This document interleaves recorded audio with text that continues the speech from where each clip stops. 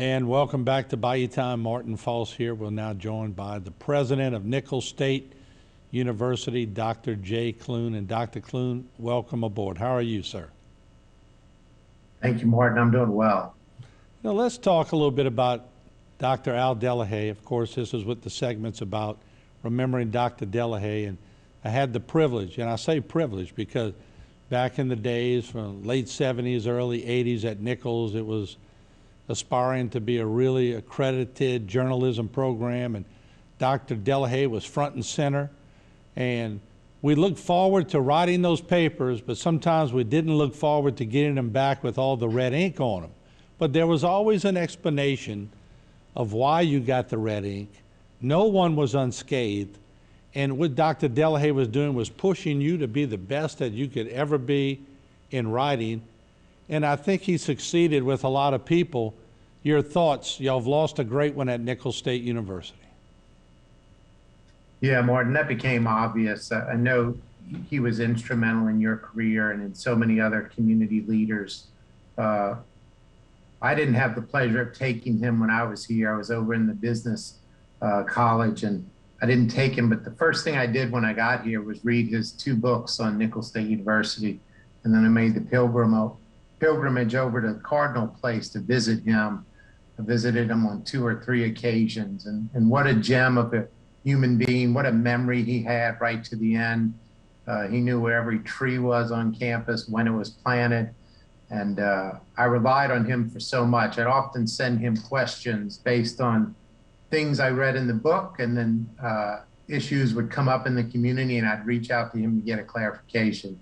And until the end, his memory was just amazing. Yeah, let me ask you, because as the president of a university, I know that most presidents who come in are always looking for that person who has the knowledge, who has the capabilities of bringing them down memory lane and telling them, like you said, where the trees were planted, when were they planted.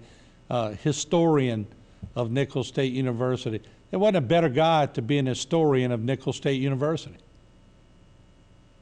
No, there wasn't. And, he wrote like a journalist, which is helpful. He had a passion for the place. He was here 52 years. No one had that institutional memory. We had some faculty who served near 50 years.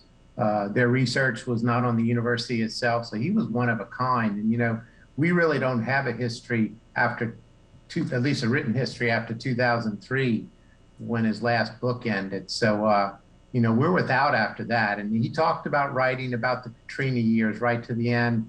He thought it was just a bit too much archival material to dig through to write about Nicholls Katrina years. But I rely on those first 2 books that cover the first 50 years. When you see the curriculum and where it's come over the years, and the journalism program and the broadcast program, you got to be proud.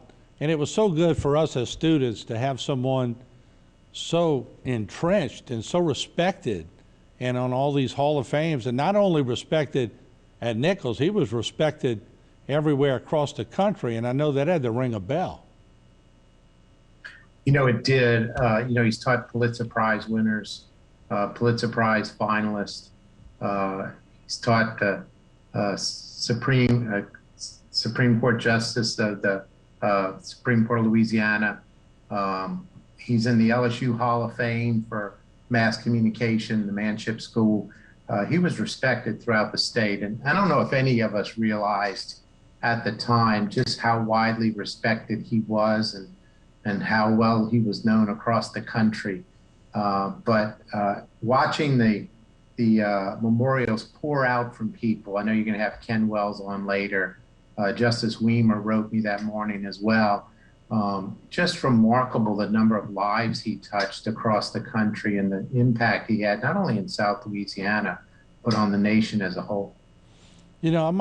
Something that just occurred to me while I'm talking with you, Dr. Clune, is the fact that Dr. Al Delahaye was Facebook before Facebook was invented. He was the networker. He was the one that, Martin, have you heard from Jackie Bauer? Have you heard from Tim Hebel? Have you heard from Floyd Benoit? And he would take that and talk to others. He was constantly networking. he was. You know, he remembered everyone too. He would often tell me when I'd visit, he'd say, you know, I'm a little slow, my memory's a little slow, which meant it took him about 15 seconds to remember someone from 35 years ago.